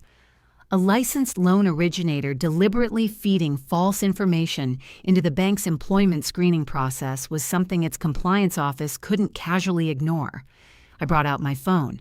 I have voicemail greetings from both of them. Mom had left me a voicemail about the dress appointment. Denise had left one in June telling me to call her. Erica listened. The voices were obvious matches. She had me forward the original voicemail files rather than edited recordings. Then she asked ClearPath for a certification showing the audio came from their system without alteration. ClearPath supplied it 2 days later. The certification listed the case number, intake timestamp, callback number, and file history. The metadata matched the billing record. By early August, I had the typed addendum, the phone bill, the original audio, the voice samples, the clean employment records, and ClearPath's certification. Erica prepared a complaint to Pinelands Trust. We sent it to the bank's compliance office, its ethics intake address, and the human resources contact on my notice. Peter was copied because he'd signed it. The complaint didn't demand that Denise be fired. It didn't demand that I be hired. It stated what happened and attached the proof. At the end, I asked Pinelands to correct the hiring record and investigate whether its licensed employee had interfered with a regulated screening process under false pretenses. The bank acknowledged receipt the next morning. Its reply said the matter had been referred for an internal conduct review. It also instructed all involved employees to preserve relevant records. Denise called me less than an hour later. I watched her name move across the screen. Then I answered. "What did you do?" she asked. "Hello, Denise. Don't do that. What did you send to my bank?" "A written complaint." "About me?" "You should discuss it with whoever contacted you. They told me to preserve my phone records, then preserve them." Her breathing changed. "Did you access my account?" "I accessed the family account as an authorized manager. That doesn't give you permission to spy on me. I downloaded an existing bill. Mom is the account holder. I'm an authorized manager. You keep saying that like it makes this normal." I sat at my kitchen table and opened my notes. "Did Pinelands tell you what the complaint concerns? They said you accused me of interfering with your background check. Did they use the word accused?" "You know what I mean. I know what I submitted." Denise lowered her voice. "What do you think you have? I'm not discussing evidence with you. It's my phone. That's one fact." Silence followed. Then she said, "You can't prove who was using it." "I wrote that down. I didn't say I could." "This is unbelievable." "What part?" "You're trying to damage my career because you didn't get a job. I asked the bank to review documented conduct. You asked them to investigate me." "Yes." 2 seconds passed. "You're admitting it?" "I signed the complaint." She sounded less certain after that. "Mom was trying to protect me." I waited. Denise corrected herself. "Mom thinks you've always tried to make me look careless." "I didn't mention Mom. You've been dragging her into everything."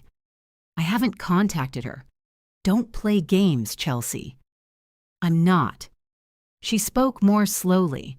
"You have no idea what was said on that call. That was the closest she came to asking whether I did. I let the silence remain. Finally, she said, 'This is my wedding month. I'm aware. If the bank suspends me because of you, I'll never forgive you.' I didn't place the call. 'You're still doing this. The bank is doing a review.' 'Because you forced them.' 'No, I provided information. Pinelands decided it required review.'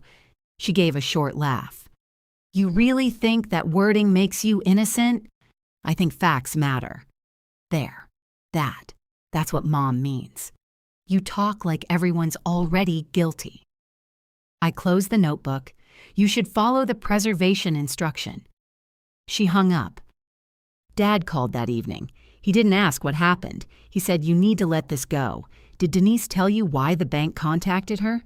"Your mother explained enough." "What did she explain?" "That there was a phone call and you're turning it into a federal investigation. I filed a complaint with Denise's employer. She could lose her license. That's for the bank to assess." "Do you hear yourself?" "Yes. She's getting married in a few weeks. The call happened before I was rejected. I know when it happened." I wrote down his answer. Dad continued, "They made a mistake." "They?" He stopped. I waited. "Your mother and sister," he said. "They were scared." "Of what?" "You coming into that bank and breathing down Denise's neck? That was worth lying about my work history? Nobody knew the bank would take it that seriously. They called the bank screening company. They thought it was confidential. Confidential doesn't mean false." Dad's chair creaked on his end. "Your mother says they didn't give names. That isn't a defense. It means they weren't trying to publicly embarrass you. They were trying to stop me from getting the job. You already have a job. I looked out my kitchen window. A woman across the courtyard was watering plants on her balcony. She moved each pot carefully before going to the next. So Denise's job matters because she has it, I said. Mine didn't matter because I didn't have it yet. That's not what I said. It's what you're asking me to accept. Dad made the same tired sound Mom used when she wanted a conversation to become my fault. We've spent a lot on this wedding. I haven't asked you to cancel it. Think about what an investigation could do right now. They thought about that before calling. No, they didn't. That's the point. I let that sit. He tried again. Withdraw the complaint. After the wedding, we'll sit down as a family. Will they admit what they said? I don't know exactly what they said. Then how do you know it was a mistake? Because they're your family. I didn't answer. Dad lowered his voice. Chelsea, let your sister have this. Have what? Her wedding. Her career. 1 good month without you pulling at everything. I'm not withdrawing the complaint. His voice became flat. Then don't expect everyone to pretend you're doing the right thing. He ended the call. 2 days later, Pinelands asked to interview me. Peter attended with someone from employee relations. Erica joined by phone. They asked how I obtained the ClearPath disclosure. They asked whether I had edited the audio. They asked whether Denise had ever discussed the file quality review with me. No, I said. Aunt Mary told me Denise mentioned it in April. Do you have direct knowledge of mortgage file deficiencies involving Denise? Peter asked. No. Did you seek access to any of her files? No. Did you tell Denise you would review her work if hired? No. I described the hallway conversation after lunch. Denise had warned me about boundaries. I'd told her I wouldn't choose what I reviewed. Peter wrote for several seconds. The employee relations representative asked, did either caller have direct knowledge of falsified audit records? No, there were no falsified records. I provided Susan's evaluation again. They played portions of the ClearPath audio. Peter didn't react outwardly, but he replayed the section where Denise called me her sister. Then he asked for the voicemail samples. At the end, he said, the bank will independently verify the source material. How long will that take? Erica asked. We expect the conduct review to conclude during the first half of September. That was the week of the wedding. Will Chelsea receive the result? Erica asked. She'll receive a determination regarding her complaint and hiring record. Personnel details may be limited. I thanked him and left. The bridal shower was held the following Saturday at a restaurant in Westfield. Mom had reserved a private room with floral wallpaper and narrow windows. Pink boxes sat at every place setting. Denise's name was printed on small cards tied with ribbon. I arrived 40 minutes early because Denise had asked me to manage the gift table. Mom was already there. She looked at me, then at the blue dress I was wearing. You came. I said I would. I wasn't sure. Where do you want the gifts? She pointed toward a table near the wall. For the next hour, I arranged bags, wrote down names, and found tape when the card basket broke. Denise arrived wearing white. Everyone clapped. She hugged Mom, Aunt Mary, and Ryan's mother. Then she came to me. Thank you for coming, she said. It sounded like we were acquaintances. You're welcome. She glanced at the gift list. You're writing everything down? Yes, of course you are, Mom heard her. Let's have a pleasant day, she said quietly. I'm being pleasant, Denise replied. Guests filled the room. Several relatives asked about my job search. Mom had clearly told people something. One cousin said, Your mother says you had a disappointment. I didn't get a position. That's too bad. I'm still at Crestwood. Oh, good. Linda made it sound like you were between things. I looked toward Mom. She was adjusting ribbons near Denise's chair. I'm not between anything. During lunch, Aunt Mary sat beside me. She didn't mention our meeting. She asked whether I wanted more iced tea and passed me the bread basket. Denise opened gifts after dessert. I recorded each item in Guyver. She received towels, cookware, a luggage set, and 3 different serving boards. When she opened my gift, she held up the silver picture frame. Very practical, she said. It was on your registry. I know. Someone laughed softly. Denise set it aside. Near the end, Mom stood to thank everyone. She talked about how proud she was of Denise's career and how hard Denise had worked for everything she had. Then she asked Denise to say a few words. Denise stood with one hand on the back of her chair. "I'm lucky," she said.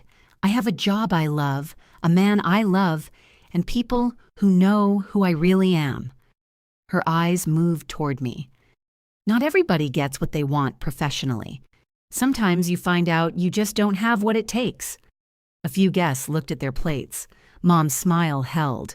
Denise continued, "But family means showing up for each other anyway, so I'm grateful Chelsea could put her disappointment aside today." Aunt Mary turned toward me. I kept writing the last gift on the list. Mom began clapping. Others joined her. I didn't say anything. Afterward, Ryan's mother helped me carry gifts to the parking lot. "She shouldn't have said that," she murmured. "No, Ryan doesn't know what's happening." I assumed he didn't. "She told him you filed some kind of complaint because you were angry about the job. The complaint contains evidence." Ryan's mother looked toward the restaurant entrance. "Is he involved?" "Not in what I submitted." Her shoulders lowered slightly. "Thank you for telling me." That evening, ClearPath completed its reinvestigation. The email said the family reference addendum was unverified and had been removed from my report. ClearPath had sent a corrected copy to Pinelands. It was a useful correction. It wasn't accountability. Pinelands continued its conduct review. During the next 3 weeks, Denise posted wedding photographs almost daily. Mom shared countdown messages in the family chat. Dad never called again. I attended the rehearsal dinner at a small Italian restaurant near Livingston. Denise seated me at the far end of the table beside 2 relatives I barely knew. After dinner, she approached while I was waiting for my coat. "I hope you're done," she said. "With what?" "The bank. The review is still open." Her face tightened. "You know what I mean. I don't control their timing. They're not going to destroy my career over family drama. That's up to them." She glanced around to make sure nobody was listening. "You always wanted to be above me." "No. Then why couldn't you leave my bank alone? I applied for an open position. You knew I worked there. So did Grandma." Her expression changed. "Don't use Grandma. You used her internship in the call." For the first time, Denise looked frightened. Only for a second. Then she recovered. "You can't prove what I meant." I didn't answer. She stepped closer. "Whatever document you think you have, nobody's going to choose you over me at my own wedding." "I haven't asked them to." She walked away. On the morning of the wedding, an email from Peter arrived at 8:17. The subject line read, "Final determination." I read it at my kitchen table. Then I read it again. I forwarded it to Erica. I printed 2 copies and placed one in the blue folder. The wedding ceremony began that afternoon at Cedar Brook Manor. Denise walked down the aisle beside Dad. Mom cried before the music even started. I sat in the second row. Afterward, everyone moved into the reception room. White flowers covered the wall behind the head table. A long table near the dance floor held Ryan and Denise's Pinelands co-workers. Several of them knew me from the interview process. They greeted me politely. Denise saw that and smiled. She believed the room belonged to her. Dinner was served. Music started. The photographer moved between tables. Then Dad stood with a microphone. He praised Ryan. He praised Denise's loyalty and determination. He said she'd always known how to go after what she wanted. People raised their glasses. Dad looked toward my table. "And Chelsea," he said, smiling. "Her job hunt didn't work out, but at least she made it here without bringing a folder." The room laughed. Denise leaned toward Ryan and said something behind her hand. Dad wasn't finished. "Some people know how to enjoy life," he said. "Others always need to investigate something." This time, the laughter was thinner. At the Pinelands table, nobody laughed at all. I let Dad hold the microphone for 1 more second. Then I stood. "Dad, may I borrow the microphone?" He kept smiling, but his hand tightened around it. "This isn't the time, Chelsea. You just discussed my job application with the room." A few people shifted in their chairs. Dad looked toward Mom. She gave a small shake of her head. I held out my hand. I'll be brief. He could have refused. That would have made the moment stranger. Instead, he handed me the microphone and stepped aside. I faced Denise. She was no longer laughing. I wasn't planning to discuss work tonight, I said, but Dad raised the subject and several people here work for Pinelands. Denise pushed back her chair. Don't. I took my phone from my clutch. Nobody moved. I opened the ClearPath audio and held my phone against the microphone. The first voice came through the room's speakers. I need to give you information about someone you're screening. Ryan looked at Denise. The recording continued. Because she's my sister. Denise stood. Turn that off. I didn't look at her. The employee asked about the alleged misconduct. Denise's recorded voice answered. Chelsea was pushed out of a compliance job because she changed audit records. One woman at the Pinelands table put down her champagne glass. Then Mom's voice came through. I'm her mother. Mom made a sound near the front table. No, Chelsea, stop this. On the recording, the employee asked whether Mom had witnessed any falsification. I know my daughter. She can make paperwork say whatever she wants. Dad walked toward me. That's enough. I stepped away from him. The last section played. They won't tell Chelsea we called, right? Denise asked. The employee's answer came clearly. Source confidentiality depends on applicable disclosure requirements. Then Denise said, as long as our names aren't on it. I stopped the recording. The room stayed silent. Ryan was staring at his wife. That was you? He asked. Denise looked at Mom. Mom looked at Dad. Finally, Denise said, it was taken out of context. Ryan's face changed. You said you didn't know why she filed the complaint. I was protecting my job. By saying she falsified records? You don't understand what was happening. One of Denise's co-workers stood and moved away from the table. She already had her phone against her ear. Mom came toward me. This is a private family issue. You called a consumer reporting company. We were worried. You made a false statement during a regulated employment screening. We didn't know they were recording. That doesn't change what you said. Dad reached for the microphone. Chelsea, you've made your point. I have one more document. I opened the printed email. Denise looked at the pages. What is that? The final determination Pinelands sent this morning. At the bank table, 2 more people stood. I read the first relevant paragraph. Pinelands Trust Bank has verified that a licensed mortgage loan originator employed by the bank knowingly provided false information to ClearPath Consumer Reporting during an active employment screening.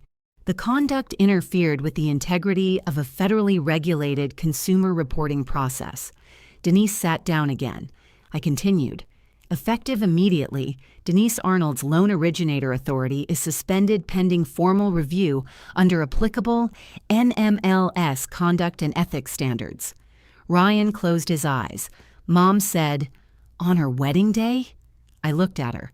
The determination arrived today. The call happened in May. I read the final paragraph. ClearPath has corrected the consumer report and withdrawn the unverified family reference addendum. Pinelands has reinstated Chelsea Arnold's candidacy and completed its hiring review. The bank is pleased to confirm its offer to Chelsea Arnold for the position of Vice President of Compliance. Nobody clapped. I hadn't expected them to. Peter's email included the salary, start date, and reporting terms. I didn't read those aloud. One of the Pinelands employees walked directly to Denise. You can't conduct loan business while the suspension is active, he said quietly. Don't access your systems until someone contacts you. This is my reception, Denise said. I understand. No, you don't. Ryan stood. Denise, did you know the claim was false? She turned toward him. She was going to be over us. That isn't what I asked. Mom put one arm around Denise. She was scared. Ryan looked at Mom. You were on the call, too. We were protecting her. From what? Neither of them answered. Dad took the microphone from my hand. You didn't have to do this in front of everyone. I picked up my clutch. You brought up my failed interview in front of everyone. That was a joke. It stopped being one when the recording played. I returned the printed determination to my folder. Then I left. Aunt Mary followed me into the hallway. "You okay?" she asked. "Yes." "That's not what I asked." I looked through the glass doors toward the parking lot. My hands are shaking. She took the folder so I could find my car keys. "I'll walk you out." Behind us, the music started again for about 15 seconds. Then it stopped. The reception never recovered. Several Pinelands employees left to make calls. Ryan spent the rest of the evening away from the head table. Denise and Mom told anyone willing to listen that I'd planned the whole thing to humiliate them. That explanation worked less well after people heard their voices. I went home, changed clothes, and put the blue folder on my kitchen table. Erica called the next morning. "You didn't alter or distribute the recording?" she asked. "No. I played the original file." "At the reception?" "Yes." She was quiet. "Chelsea." My father introduced the topic. "That is not legal advice I would have given you." "I know." "Did anyone threaten you?" "No." "Then enjoy your Sunday." Pinelands confirmed my offer on Monday. I accepted after Erica reviewed the terms. Denise's suspension remained active during the ethics review. She was removed from loan origination and couldn't contact clients in that capacity. Pinelands didn't tell me every personnel detail. It shouldn't have. I later learned Denise never returned to originating loans there. She left the bank before the end of the year. Her NMLS record showed her Pinelands employment had ended, but the family never received the dramatic public explanation Mom expected. There was no arrest. There were no reporters. There was only a career she'd damaged with her own voice. Ryan stayed married to her, at least through that first year. He sent me one message after the wedding. I didn't know about the call. "I'm sorry I believed her version." I replied, "Thank you." We didn't become friends. Mom called repeatedly during the first week. I didn't answer. Her messages moved from anger to injury. "You've punished us enough. Families make mistakes. Your grandmother would hate this." That last message ended any temptation I had to respond. Grandma had taught me to keep accurate records. Mom had used Grandma's name to support a lie. Dad waited longer. 4 days after the wedding, he texted me, "You can take the plaque if you still want it." I drove to Beacon Hill Road while Mom was out. Dad opened the door and stepped aside. We didn't discuss the reception. In his office, Catherine's retirement plaque was still on the shelf. The brass plate had gathered dust around the edges. I wiped it with my sleeve. Dad watched from the doorway. "She would have been proud of the promotion," he said. "She would have cared about the call first." He looked down. Yes, that was all he could manage then. I carried the plaque to my car. I started at Pinelands that fall. My office was on the same floor where Peter had conducted my final interview. On my first morning, I placed Catherine's plaque on the shelf behind my desk. It didn't make the job mine. The work did that. Dad apologized several months later. We met at a coffee shop in Livingston. He arrived early and had already ordered my coffee correctly. "I knew about the call before you received the file," he said. "How long before?" "Your mother told me after the rejection, and you said nothing. I thought the damage was done. You also asked me to withdraw the complaint. I was trying to save the wedding. You were trying to save Denise from a consequence." He nodded. "I should have stopped them. Afterward, I should have told you the truth. It wasn't a complete apology, but it was an honest one. I believe you're sorry," I said. "That doesn't put us back where we were." "I know." I accepted the apology without restoring the relationship. We exchange occasional messages now. He knows where I work. He's never visited my office. I have no contact with Denise or Mom. The blue folder stays in a locked drawer. Catherine's plaque remains above it, where nobody can cover her name with tape. Truth didn't repair my family. It only stopped them from deciding which version of me everyone else was allowed to know. If you believe records matter when families rewrite the truth, subscribe and tell me which city you're watching from.